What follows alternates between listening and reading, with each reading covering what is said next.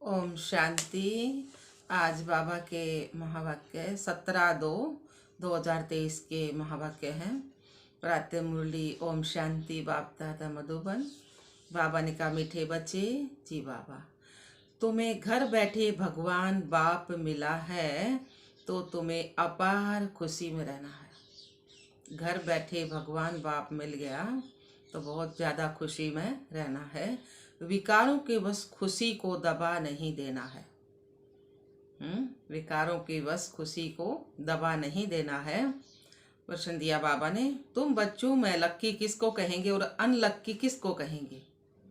लक्की भाग्यशाली किसको कहेंगे और अनलक्की किसको कहेंगे? उत्तर दिया बाबा ने, लक्की वह है जो बहुतों को आप समान बनाने की सेवा करते हैं। जितना ज्ञान हो गया उतना और न बताओ तो लक्की उसको बोलेंगे बाबा। सबको सुख देते हैं और अनलक्की वह है जो सिर्फ सोते और खाते हैं।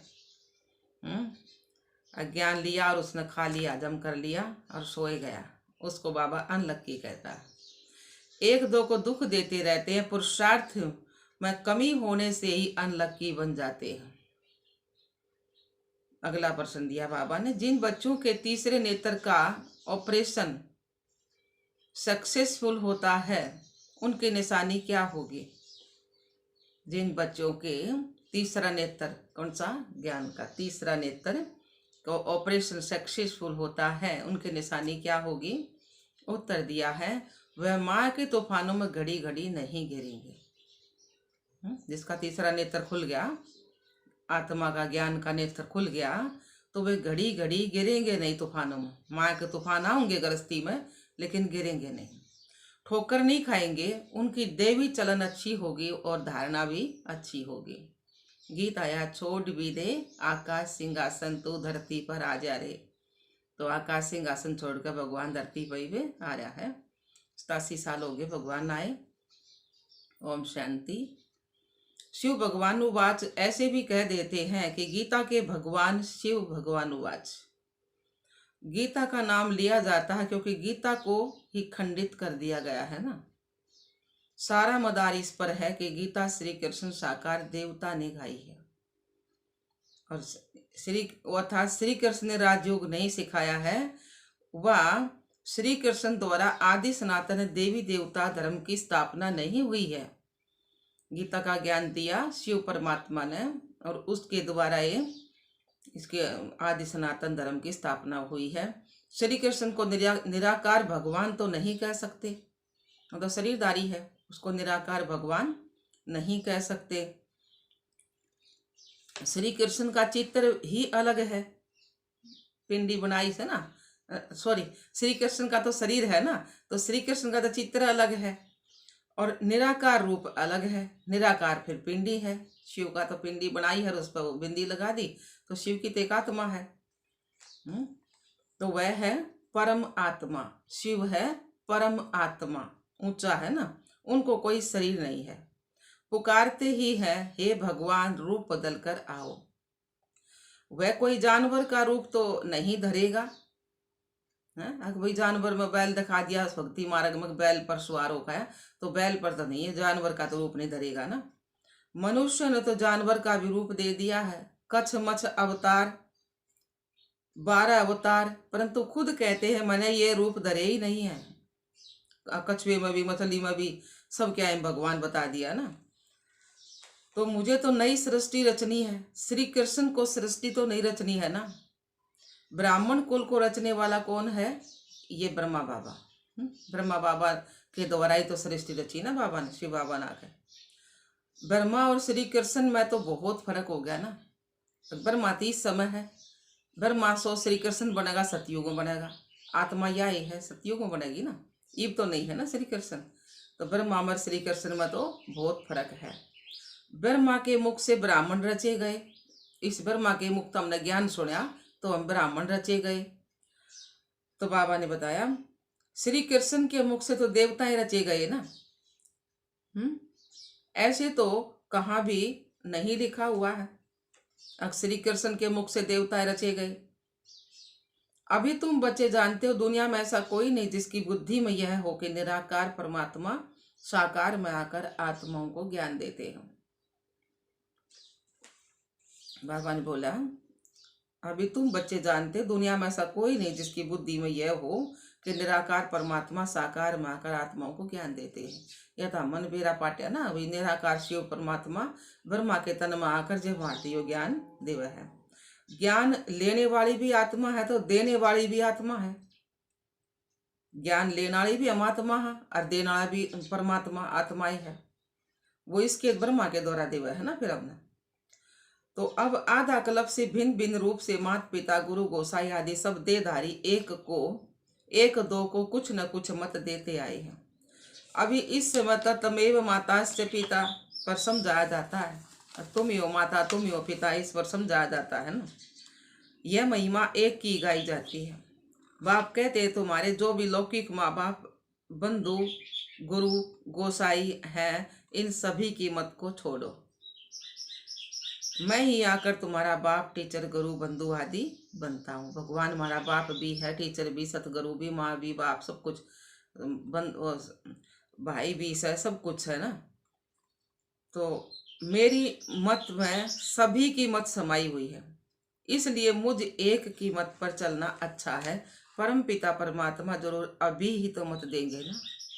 यह परमात्मा तुम आत्माओं को मत देते हैं। परमात्मा हो गया ना शिव बाबा परमात्मा, वो परमात्मा ऊंचा है, वो हम आत्माओं को मत देते, श्रीमत देव है। और वह सभी मनुष्य मत देते हैं। और दुनिया में जो है गुरु गोसाई वे तो मनुष्य मत देंगे। वास्तव में तो वह भी आत्माएं आर्गन्स द्वारा मत देती हैं, परंतु मनुष्य नाम रूप में फंसे हुए हैं तो इस राज को नहीं जानते हैं। जैसे कहते हैं बुद्ध पार निर्वाण गया। अब बुद्ध तो शरीर का नाम हो गया ना, तो वह शरीर तो कहाँ जाता नहीं। वह कहेंगे फलाना वैकुंठ गया, तो वह नाम शरीर का लेंगे। ऐसे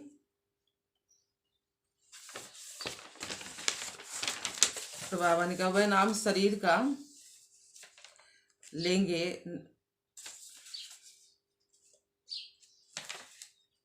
वह नाम शरीर का लेंगे तो ऐसे नहीं कहेंगे कि वह शरीर छोड़ उनकी आत्मा गई है।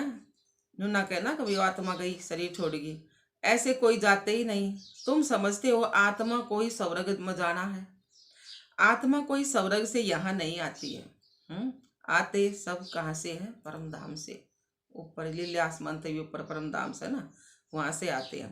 तो यह नॉलेज तुम बच्चों की बुद्धि में है। तुम जानते हो इस सृष्टि पर पहले देवी देवताओं की आत्माएं थी। इस दुनिया में पहले देवी देवताओं की आत्माएं ना सतयुग में, जिन्होंने सतयुग में पारट बजाया। तुम्हारी बुद्धि में आत्मा और परमात्मा का पूरा परिचय है। भल तुम घड़ी घड़ी भूल जाते हो, देह अभिमान में आ जाते हो। पूरी रीति कोई से मेहनत होती नहीं है। माया ऐसी है जो पुरुषार्थ करने नहीं देती है। खुद भी सुस्त है तो माया और ही सुस्त बना देती है। विश्व का मालिक खुद बैठ पढ़ाते हैं, जिसमें माता पिता बंधु सखा गुरु आदि सभी संबंधों की ताकत आ जाती है। यह महिमा है ही एक निराकार परमात्मा की, परंतु मनुष्य समझते नहीं है। लक्ष्मी नारायण आदि सब के आगे जाकर महिमा गाते रहते हैं।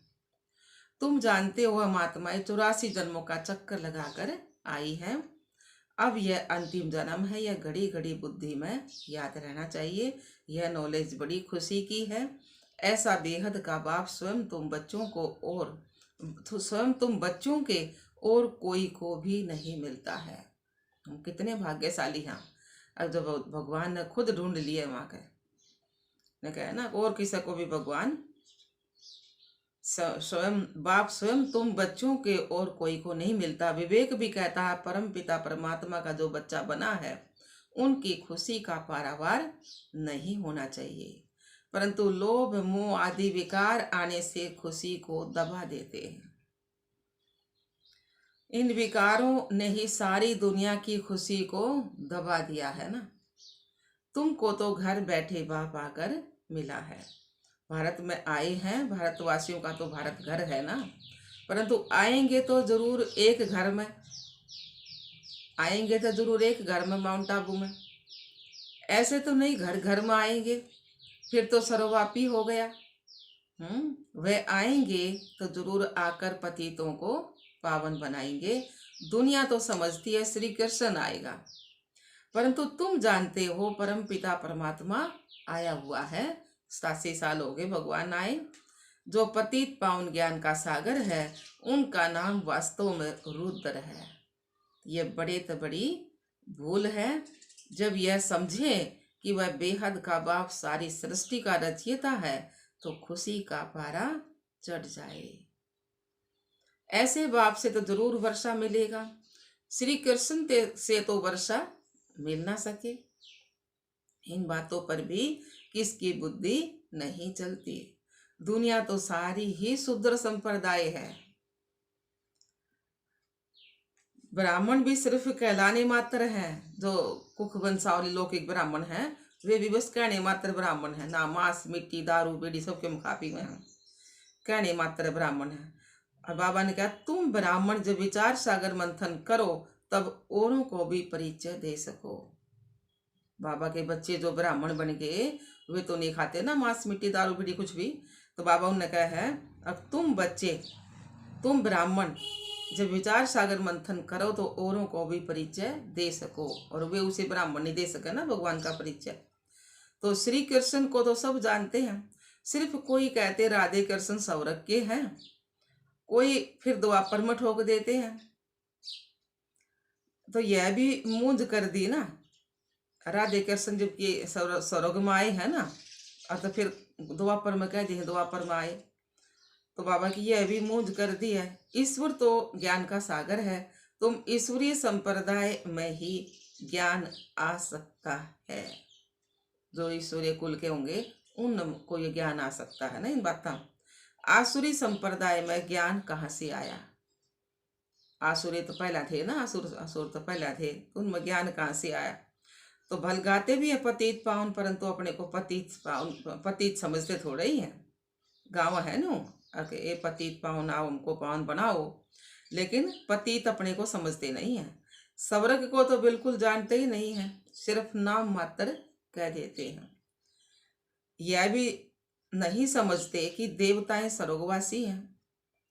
तुम जब समझते हो, तुम जब समझाते हो, तब उनकी आंखें खुलती हैं। माँ ने आंखें बिल्कुल बंद कर दी है। गोदरेज का ताला लगा रखा माँ ने आंखें मारी कति बंद कर रखी थी। भगवान नाक का ताला खोल लिया है ना बुद्धि का। तो प्राचीन भारत पहले कौन क्या था? स्वर्ग था ना, लक्ष्मी नारायण का राज्य था। यह भी नहीं जानते हैं, हम भी नहीं जानते थे, ब्रह्मा बाबा भी नहीं जानते थे, हम भी नहीं जाना थे। तो यह तो समझ सकते हैं कि अन्य धर्म तो और बाद में आए हैं। द्वापर तो शुरू हुए ना और धर्म तो आने। तो देवताओं के समय यह धर्म और नहीं थे। सतयुग त्रेता में तो एक आदि सनातन देवी देवता धर्म था। तो जरूर वहां सुख ही सुख होगा। बाप बच्चों को रचते ही सुख के लिए हैं, ऐसे नहीं सुख दुख दोनों देते हैं। नहीं, लौकिक बाप भी बच्चा मांगता है तो उनको धन संपत्ति देने के लिए, ना कि दुख देने के लिए। तो यह तो अभी हम समझाते हैं कि द्वापर से लेकर लौकिक बाप भी दुख देते आए हैं। द्वापर से लेकर लौकिक बाप भी दुख ही देते आए हैं। सतयुग त्रेता में तो दुख नहीं देते ना। यहाँ माँ बाप प्यार तो बहुत करते हैं, परंतु उनको फिर काम कटारी नीचे डाल देते हैं। तो दुख, तो बाबा ने कहा ना, काम कटारे नीचे डाल देते तो दुख आरंभ हो जाता है। सतयुग में तो ऐसे नहीं होता, वहां तो दुख की बात ही नहीं है।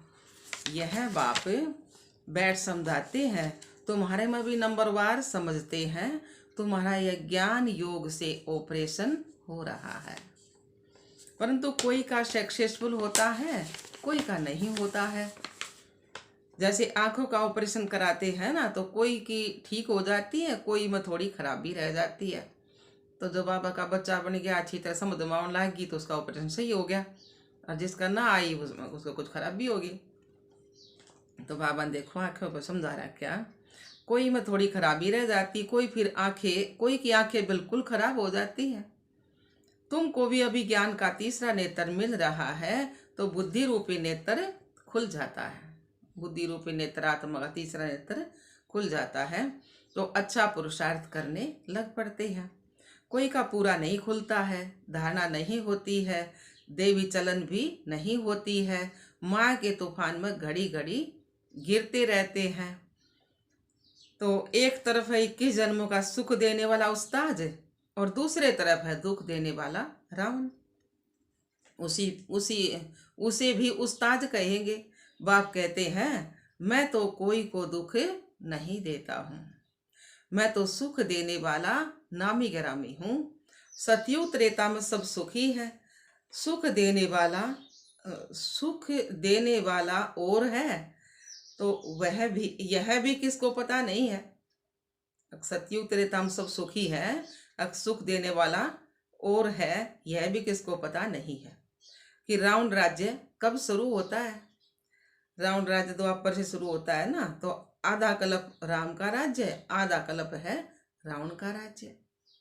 यह है राम राज्य और रावण राज्य की कहानी। परंतु यह भी कोई की बुद्धि में मुश्किल ही बैठता है।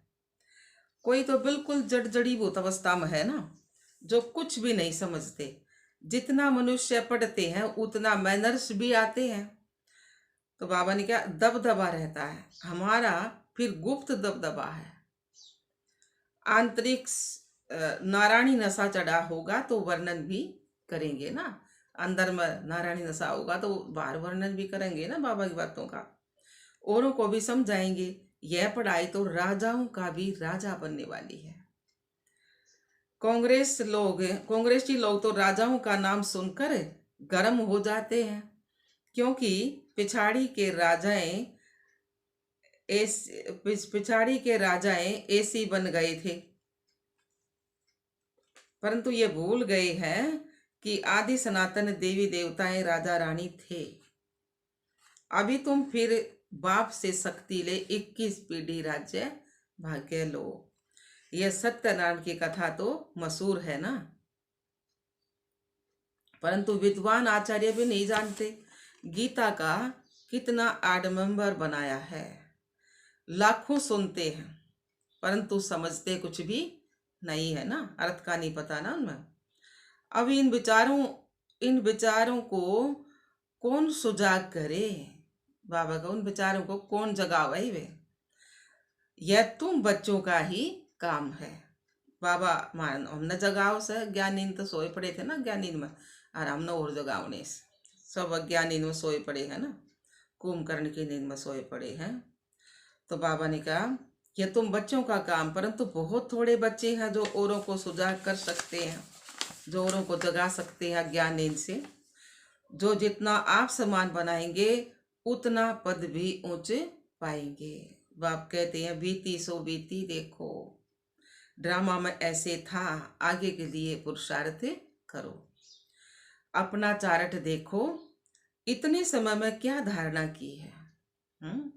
कोई 25-30 वर्ष के हैं, कोई 1 मास, कोई 7 रोज के भी बच्चे हैं। 7 दिन कोर्स कराओ ज्ञान माए, 7 दिन ज्ञान माया हो। कोई 1 महीने का ही बच्चा है, परंतु 15-20 वर्ष वालों से गल्प कर रहे हैं। 15-20 वर्ष वाले उड़ून तभी आगे पहुंच रहे हैं। वंडर है ना, या तो कहेंगे माया पर बल है, या तो ड्रामा पर रखेंगे फिर।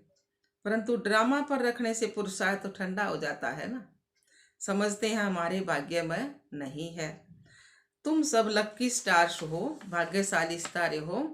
तुम्हारी भेंट ऊपर से स्टार से की जाती है, जो ऊपर के तारे हो से ना, उनसे भेंट करी जा हमारी बच्चा की।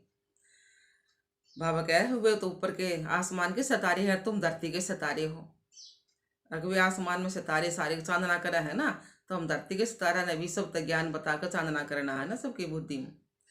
तुम सृष्टि के सितारे हो, वह तो सिर्फ रोशनी देते हैं। तुम तो मनुष्यों को जगाने की सेवा करते हो ना, दुखियों को सुखी बनाते हो ना। मनुष्य इन सितारों को नक्षत्र देवता कहते हैं, सच्चे देवता तो तुम बनते हो। मनुष्य आसमान के सितारा ने कहा है ना देवता, लेकिन बाबा ने कही सच्चे देवता तो तुम बनते हो। उन सितारों का उन सितारों को देवता कहते क्योंकि वह ऊपर रहते हैं ना, परंतु देवताएं कोई ऊपर नहीं रहते हैं। देवता यदि धरती पर आऊंगे नहीं, ये कलयुग खत्म हो सतयुग धरती पर था होगा, तो रहते तो इसी सृष्टि पर है, परंतु मनुष्यों से ऊंच जरूर है। सबको सुख देते हैं, जो एक दो को दुख देते हैं उनको थोड़े लक्की स्टार कहेंगे, उनको थोड़े ना भाग्यशाली स्टार कहेंगे बाबा। जो एक दूसरे को दुख देगा, सुख देंगे ना तो उसने कहेंगे। तो लक्की और अनलक्की इस समय है। जो आप सामान बनाते हैं उन्हें लक्की कहेंगे, भाग्यशाली कहेंगे। जो सिर्फ सोते और खाते हैं उनको अनलक्की कहेंगे। स्कूल में भी ऐसे होते हैं, यह भी पढ़ाई है, बुद्धि से काम लेना पड़ता है। राधे कृष्ण को 16 कला लक्की कहेंगे। राम सीता फिर 2 कला कम हो गई। त्रेता युग में आए ना राम सीता, तो सबसे नंबर 1 लक्की कौन हो गए? लक्ष्मी नारायण है ना, तो वह भी इस पढ़ाई से ही बने हैं। उन भी आए पढ़ाई पढ़ी, हम भी वाए पढ़ा। पुरुषार्थ में कमी करने से अनलक्की बन पड़ते हैं। तुमको तो बाप खुद पढ़ाते हैं, तुम स्टूडेंट ही गोप गोपियां हो।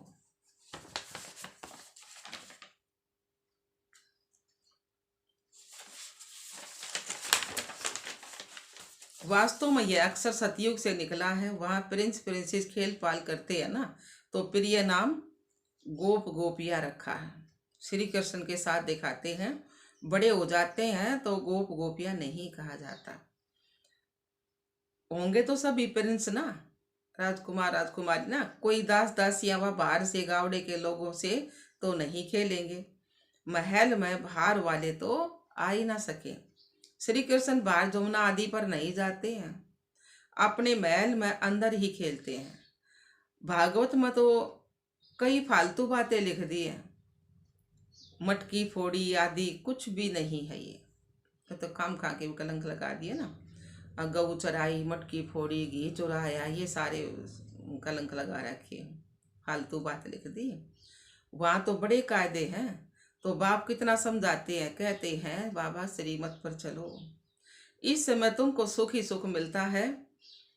उनकी कितनी महिमा है, सबके दुख कैंसल कराए सभी को सुख देते हैं। कहते हैं माँ में कम याद करो, मुझे याद करो। यह बाप आकर ना पढ़ाते तो हम क्या पढ़ सकते? कुछ भी नहीं, हम क्या पढ़ सकते थे? नहीं ना। यह मोस्ट लवली बाप है, सबसे अच्छी मत देते हैं। भगवान सबसे अच्छी मत देगा ना। मन मना भव मुझे याद करो, सवरक को याद करो, चक्कर को याद करो, इसमें सारा ज्ञान आ जाता है। वह तो सिर्फ विष्णु को सौदर्शन चक्कर दिखाते हैं, परंतु अर्थ का तो पता है ही नहीं ना। हम जानते हैं कि शंख है ज्ञान का, जो निराकार बाप देते हैं। विष्णु थोड़े ही देते हैं, और देते किसको हैं? मनुष्यों को। जो फिर देवता अथवा विष्णु बनते हैं, कितना मीठा ज्ञान है, तो कितना खुशी से बाप को याद करना चाहिए। अच्छा जी बाबा, मीठे मीठे सिकिलदे ब्राह्मण कुलभूषण सौदर्शन चक्करधारी बच्चों को याद प्यार, परंतु बच्चे सौदर्शन चक्कर चलाते बहुत थोड़ा। बाबा ने क्या, परंतु बच्चे सौदर्शन चक्कर चलाते बहुत थोड़ा, कोई तो बिल्कुल भी नहीं फिराते। बाप तो रोज कहते हैं सौदर्शन चक्करधारी बच्चे, यह भी आशीर्वाद तो मिलती है ना। अच्छा, मीठे मीठे रूहानी बच्चों को रूहानी बाप की नमस्ते। हम रूहानी बच्चों की रूहानी बाप दादा को याद प्यार, गुड मॉर्निंग, नमस्ते नमस्ते नमस्ते जी।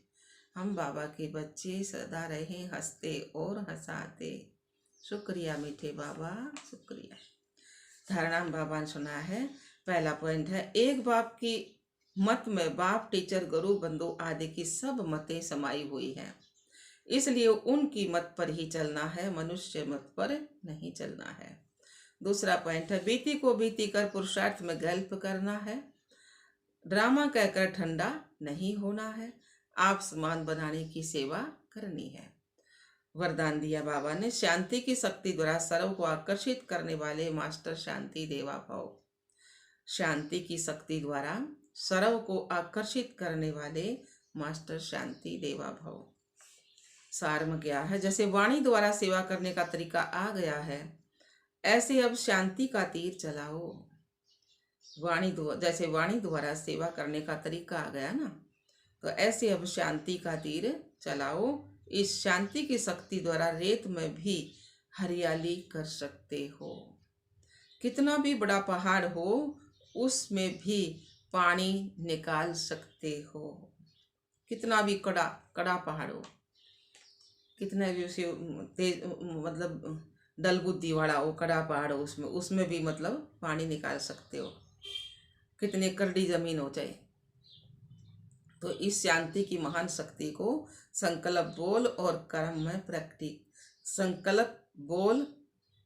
में प्रैक्टिकल लाओ तो मास्टर शांति देवा बन जाएंगे। फिर शांति की किरणें विश्व की सर्व आत्माओं को शांति की अनुभूति की तरफ आकर्षित करेंगी और आप शांति के चुंबक बन जाएंगे। स्लोगन दिया बाबा ने, आत्म अभिमानी स्थिति का व्रत धारण कर लो तो वृत्तियां परिवर्तन हो जाएंगी। आत्म अभिमानी स्थिति का व्रत धारण कर लो तो वृत्तियां परिवर्तन हो जाएंगी। ओम शांति, ओम शांति बाप दादा।